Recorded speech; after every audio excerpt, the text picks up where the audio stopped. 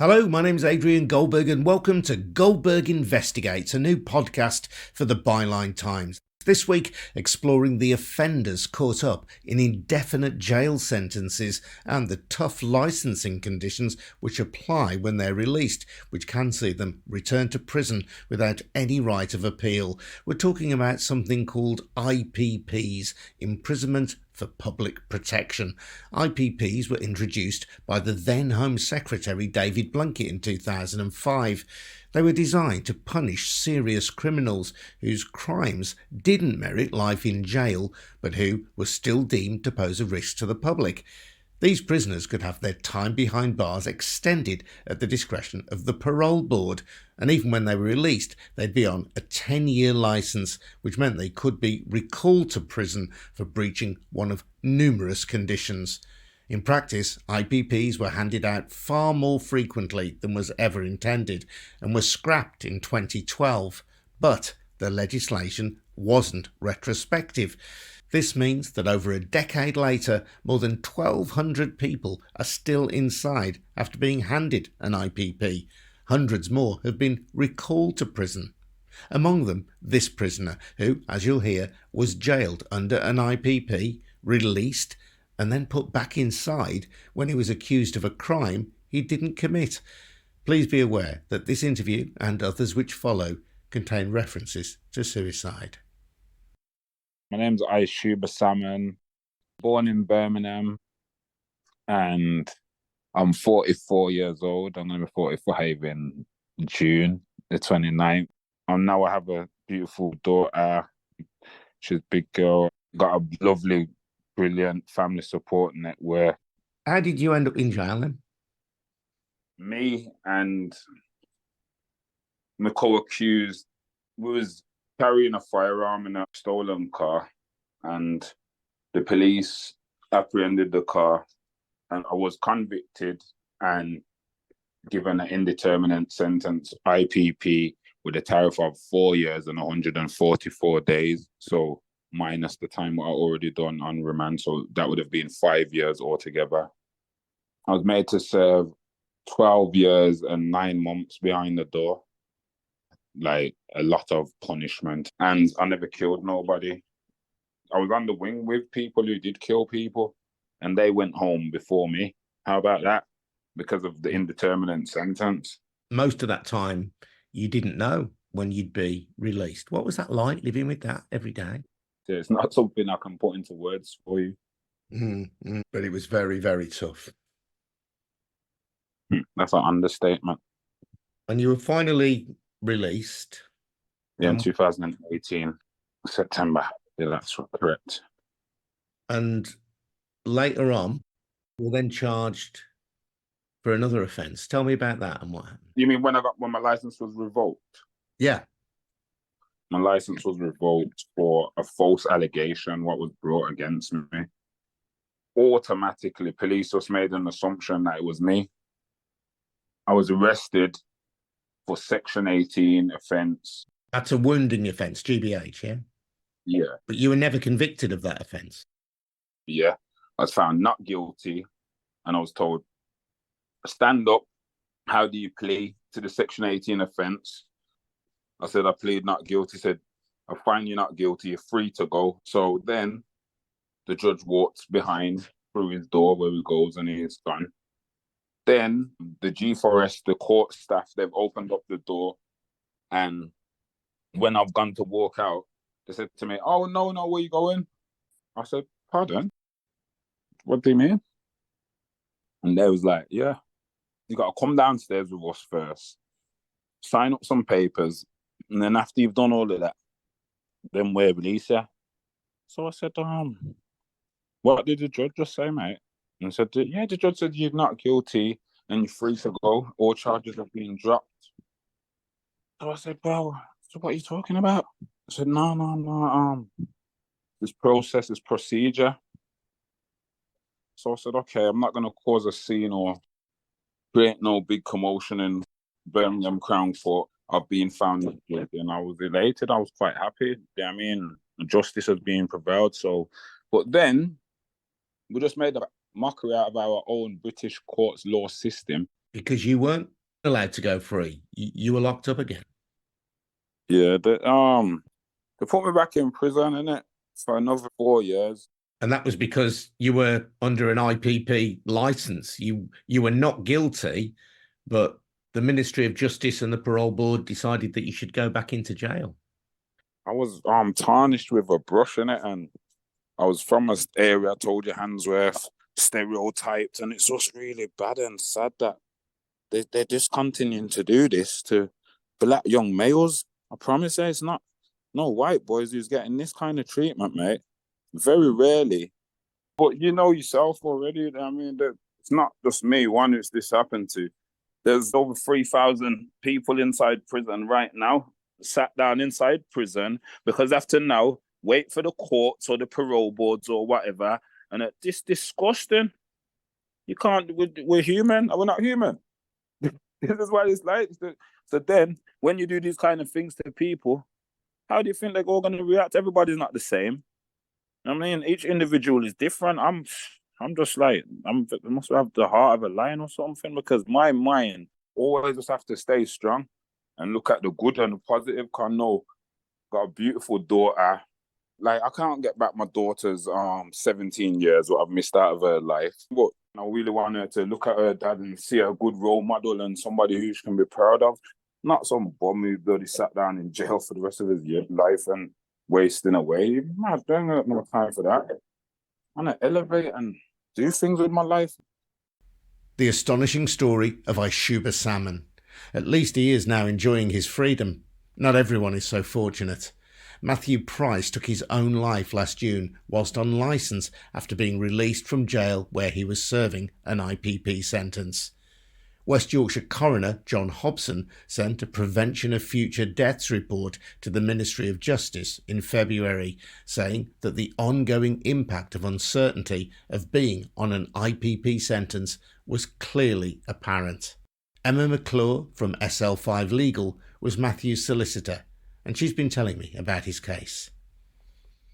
So Matthew was given an IPP sentence around 2010 for GBH, and it was a GBH offence against a friend, which is a serious crime. I'm not going to pretend that it's not, but the sentencing judge at the time felt that merited a tariff of 3 years, so he should serve at least 3 years in custody prior to having the opportunity to be released by the parole board. And he did really well in custody, and he was released slightly after the tariff, but not massively after the tariff, in 2013. And he was then on licence for almost 10 years. There were no issues during that time. He wasn't recalled to custody. He got on with his life. He had a job, etc. But the difficulty came in the idea of the threat of recall remained for him for that entire period of time. And that really played on his mind. And it came to a head around the start of the pandemic sort of time, where he felt that his mental health was deteriorating, and he was under the impression that if he sought help for that, that would be seen as poor coping and he would be returned to custody. And he had evidence for that, because he had an attempt on his life around 2020. And as a result of that, he had more supervision put onto his licence. So the restrictions under which he was living increased as a result of him making an attempt on his own life. He got the help, but he has this increased supervision. And then he feels his mental health is dipping again. And this is when he was getting towards the 10-year point. So once someone has been on IPP license for 10 years, they can apply. It's not automatic. They can apply to have their license terminated. And he felt that his mental health was deteriorating again around this, and the pressure and the stress and the idea that he wasn't going to be successful, because he had this evidence that if his mental health dipped, he got more supervision, and his mental health was dipping, and so he wasn't going to lose his license. And he reached out, he wrote a very powerful email to a large number of people, which included a number of law firms, members of the Justice Select Committee, the current Justice Secretary, his probation officer, setting out this sort of Kafkaesque nightmare he found himself in and cry for help. And that's how I came to represent him, because it turned out he didn't have anyone representing him in relation to his IPP termination. So this is a really troubling situation then. He has been given an IPP sentence, but nevertheless has been released back into society. He is therefore deemed not to be any immediate threat to his fellow citizens. But because of the terms of the IPP, he's then only released subject to a 10-year minimum licence period. And within that licence period, he suffers mental health problems, not least because of his concerns about the licence period. But when he raises concerns about his mental health, he is then given additional supervision by the parole board, suggesting to him anyway that there is a threat that he might be taken back into jail under the terms of that licence.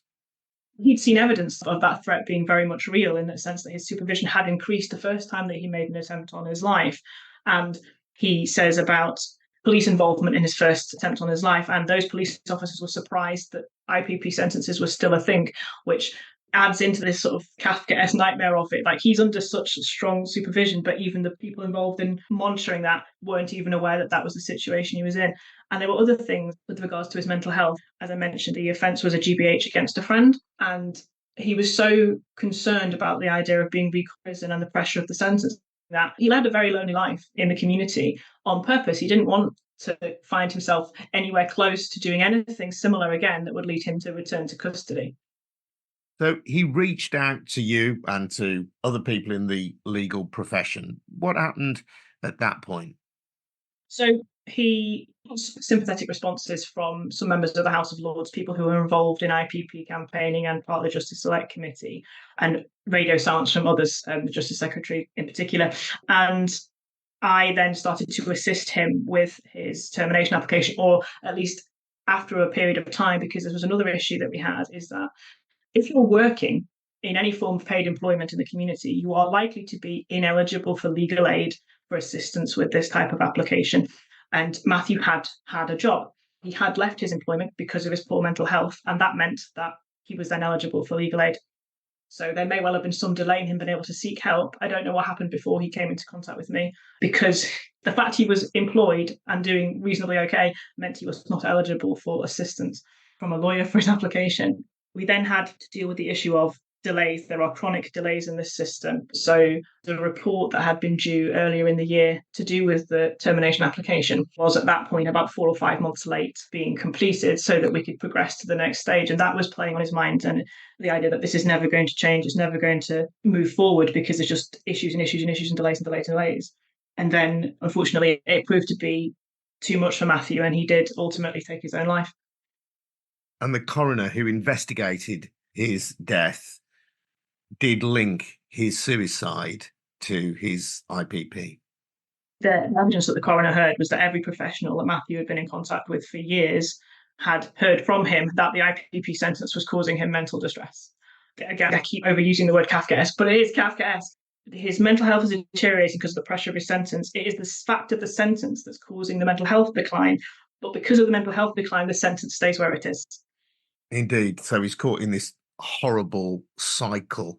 And the coroner, John Hobson, clearly said at the end of the inquest that Matthew's mental health had been adversely affected by the continuing impact of the sentence. So in the aftermath of Matthew's death, then, what has been the response from the Justice Department, the response from the legal authorities? Have they made any changes to the situation? Since Matthew's death, the Justice Secretary has announced some changes to the IPP licence. They have agreed to reduce the 10-year period to a 3-year period before the first review. And then if the parole board were to decline them at that point, if they are still in the community 2 years later without issue, then that licence would automatically terminate. So it would automatically terminate at the 5-year point. And that is currently within the Victim and Prisoners Bill, which is somewhere through the process of becoming law. And if that were to change, then about 1,800 people would either have their licence automatically terminated or be eligible for an immediate review. Now, I can't speculate as to whether or not Matthew's case in particular is actually part of the nexus of that change. And it's a welcome one. Obviously, Matthew's licence would have terminated automatically if that had been in place when he was alive. But it also doesn't do anything in relation to the 1,200 people who are still in custody. The clock hasn't started ticking for them yet. And anyone who is released now, who has been serving jail time under an IPP, they will still have a 3-year minimum license period, so may still face some of the pressures that Matthew faced. Yes, and the reality is these are people who were told nearly 20 years ago that you've got to serve 6 months, a year minimum before the parole board let you out. These are people who were told that they were not eligible for a life sentence. The sentencing judge will have said to them, I'm thinking about when doing a life sentence. I'm not going to give you a life sentence. We're now almost 20 years down the line where they've been in custody all that time. And then you're letting them out. And the idea that that person is then going to be able to lead a completely spotless life for 3 years. And I'm not talking about committing offences. I'm talking about missing appointments. I'm talking about lapsing into substance use. I'm talking about having an argument with somebody, and that will lead you back into custody. It's a very difficult ask for this class of prisoner. And although originally the idea by David Blunkett and the Labour administration at the time was that these sentences would be reserved for people who had committed serious crimes that might perhaps be, in other circumstances, worthy of a life sentence, I've seen anecdotal evidence anyway that some people have been issued with IPPs for much less serious crimes, including stealing phones. Yes. So they originally envisaged that the sentence would be given out to about 800 people. Unfortunately, it was given out to closer to 8,000 people because the list of 153 offences in total that you could receive an IPP for, and some of the offences have a headline that sounds serious, like robbery, for example. But when you actually look at the specifics of the offence that was committed, it's taking a phone from a paralytically drunk person on the floor. There are people with offences like that who are still in custody and have been since 2005. A lot of these people who were given these sentences, they were given very small tariffs and then put into prison in a situation where there was no increase in resources to deal with this new class of essentially life prisoner who need to access interventions to reduce their risk. So most of them went flying past their minimum term, having been able to access nothing for years. And they become understandably resentful and frustrated. Even their lawyers at the time may not have fully understood the implications of the sentence. So as far as they were concerned, they were serving a sentence of a couple of years or whatever, and then they were going to be released. And they find themselves 10 years later, been given no opportunity to reduce their risks. They will start to fall into despair. They will start to use substances. They will even be violent in custody because of this frustration. And then when they come before the parole board, then the parole will go, well, you've been violent, so no. It's the fact of the sentence itself that's perpetuating the risk. A cross-party Justice Select Committee in 2022 recommended that all of these people need to be resentenced. And that was a cross-party view, but no one's as yet prepared to grasp that thorny issue and actually resentence them. And in the meantime, the tragedy of Matthew Price could happen again because prisoners who are released will still fear that if they report, for example, that they have a mental health problem, that could lead to additional supervision or indeed further imprisonment. So the rates of self-harm and suicide between the general population and the prison population is higher. It's much higher in the prison population in general. But then IPPs, it's even higher. And I am aware of at least one other person in the community who took their own life in a similar timescale to Matthew for similar reasons. That person had actually been recalled because he lapsed into alcohol use. He was over 10 years in the community with no concerns. And this will continue to happen until someone is prepared to make some bold decisions in relation to IPP prisoners. Successive governments have recognised for well over a decade now that the IPP regime is a stain on the criminal justice system and needs to be dealt with. But no one's prepared to do anything at the moment. Emma McClure from SL5. Now, I contacted the Ministry of Defence about Matthew's case, and they told me our thoughts remain with the friends and family of Matthew Price. And they said we want to give rehabilitated people the opportunity to properly move on with their lives, which is why we are changing the law to curtail licence periods. Once the law comes into force, they say, around 1,800 people will have their IPP sentences end immediately. For many, though, the proposed changes to the IPP licensing system don't go far enough. Donna Mooney is a member of UngrIPP, the United Group for the Reform of IPP.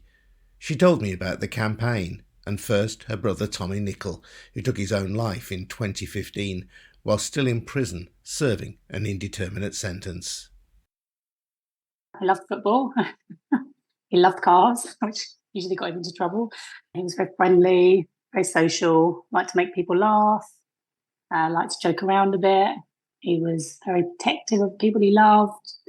He liked to be out and about as a teenager and as a kid, hanging around with his friends. How did he end up in jail? He got the IPP because he stole a car from a garage. The person in the garage tried to stop him, and there was a tussle, and the garage owner's arm got hurt. So he got the IPP for stealing the car and hurting the garage owner. And what was his tariff? 4 years, and he ended up serving 6, which is relatively short in comparison to a lot of people. But I think all of the circumstances and on the lead up to that, he just kind of gave up. Didn't think he was ever going to be released. And so he took his own life a few months after his last knockback. He'd had 2 knockbacks from the parole board. The second one was a few months prior to him taking his own life. You know, he was refused release or progression in that time. So he was one of those people who was just inside for however long the system decided he should stay inside. Yeah, it's an indefinite sentence, so there's no end date to it. And he referred to it as psychological torture often. He said it was a 99-year sentence, despite him only getting a 4-year tariff, because that's what's written on the system. There's no end date, really. And even if you do get released, there's no end date. The licence has no end, always 99 years. There is currently a 10-year point where you can apply to have it lifted, but that's often denied. And again, you have to go to the parole board to ask to have that lifted after 10 years, which is quite a long time. I mean, I think it's difficult to get released anyway. So if you do manage to get released, you then have to wait another 10 years to potentially be free. Doesn't happen for many. Now, of course, these days, nobody's been sent to jail under an IPP, but more than 1,200 prisoners are still in jail under the original IPP sentences. What do you think of that? Well, the number's actually higher as well. I mean, that's 1,200 unreleased. You've got, I think, 1,600 who've been recalled. I could talk for years about how horrendous it is. I've seen it firsthand with my brother, and I live it every day. I know what he went through. It's horrific that thousands of people are being kept indefinitely in prison on a sentence that was abolished more than a decade ago. And many of the people on this sentence committed quite low-level crimes. There have been people who were given an IPP for stealing a mobile phone or a coat. I mean, that's not justice for anybody. And it's no wonder that many of the people on the sentence have had a lot of mental health harm done to them and now have mental health issues, or like my brother, end up taking their own life. I think, people on an IPP sentence are 70% higher of taking their own life or self-harming, and that is 100% due to the nature of the sentence, never knowing when you're going to be released, serving a sentence that was abolished a decade ago, that the UN calls torture, that most MPs and people in Parliament refer to as staying on the justice system, yet it's still being inflicted upon them. The Ministry of Justice has told us that they are changing the law to curtail licence periods. And obviously, people going to jail today will not be issued with IPP sentences. They say once the law changes around licence periods, around 1,800 people will have their IPP sentences ending immediately. Is that not fair enough? Yes, it's great for those people who it will affect. Personally, and as UngrIPP, we are happy for those people to finally be free of this. However, it doesn't go far enough. The people who are being the most penalised by this sentence, those stuck in prison still, many who have served more than 10 years, 15, 17 years over their initial tariff, it won't affect them because they've never been released. It's not going to impact those people who've been recalled for no further offence. I think 70% of the 1,600 people on recall have been recalled for non-compliance. So things such as lateness, missing an appointment, false allegations, they're now stuck in the system again. They don't get released within a set time frame. They have to go back into that process of wait for 2-year parole hearing and still might not even be released. So while change is definitely welcomed and it's great for those people it will affect, it doesn't do anything for those people stuck in the system. And in fact, it probably harms them even further because it just reinforces the fact that they have no hope of getting out. It's kind of perpetuated that pain for them, I'm sure, because the Justice Select Committee did an inquiry in 2022 and their top recommendation in their report was for resentencing, and yet the government have chosen not to do that.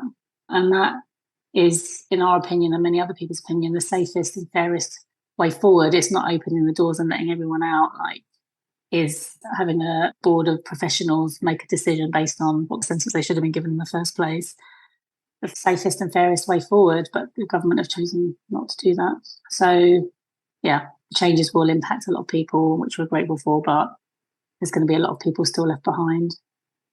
I suppose the devil's advocate question is that if those people who are still in prison under IPP have their sentences reviewed by the parole board and the parole board deems that they are not safe to be released into the community, then that is making all of us safer. Well, I think there's many things to look at on that front. If IPP was effective, it would still be in place. Our crime rates would have dropped, which they didn't. So that's one aspect. The other aspect is that release test for the parole board is dependent on many things, and there are many things that people in prison don't have access to. My brother is a perfect example of this. He wasn't deemed safe to be released by the parole board twice, and their recommendation was that he do a course to help him reflect on his crimes and change his behaviours and stuff like that. He spent 6 years trying to get on those courses, 6 years. In that time, he was denied going on one course because his forms weren't filled in correctly. He was dyslexic. One course closed. His files were lost for another application for a year. And despite him asking every day, he was never told for a year that they were lost because he has to rely on other people to check them. He can't check them himself. That's one example. That's my brother's example. But that is a common trend. The issues with showing that you have lowered your risk. One, it's subjective. I don't think anyone could do that. But if you could, and it's based on these things, people don't have access to the required courses. They living in an environment that is extremely volatile and they can be taken advantage of because of the sentence they're on, or they have to look after themselves in that environment to stay alive. Because of the nature of the sentence, it's caused people to have a lot of mental health problems and some people to have addiction issues. And all of those things feed into how risk is perceived. So put all of those factors together, for anyone in society who's never committed a crime, it would probably be difficult for any of us to get out. So I don't think that is an effective way to manage that. And if we really truly believe that, then why are we letting people out every day from prison where they've probably done far worse crimes than some of these people on the IPP without having to do these kind of tests? And many of them don't go on to commit further crimes. Some of them do. I think the key thing that we often say to people is that a more dangerous person didn't exist between 2005 and 2012. A policy did, and that's it. And unfortunately, the people within that time frame are now caught up in this sentence that no government has had the courage to fully eradicate and put a stop to it. You did win a landmark case in the High Court in relation to your brother's death and secured compensation. I know that will be no compensation for the loss of your brother, but do you take some comfort from the fact that his death has at least pushed the law forward, perhaps not as far as you would want, but further than it was? I don't know if I take comfort. It's kind of a depressing subject, really, when you see the damage it's caused all around you, to my family, but also to people that I have contact with in the realms of campaigning, and see that being continued.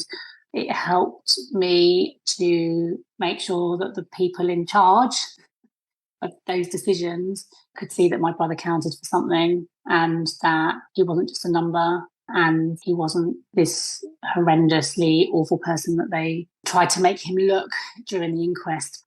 I think it makes more meaning from Tommy's death that some change is happening. But the sad thing is that people are still dying. My drive for coming into this was to stop other people going through this. And actually that hasn't happened. It's gotten worse. And more people are dying on this sentence in prison and in the community than ever before. The last 2 years have seen the highest suicide rates in prison of people on the IPP than ever.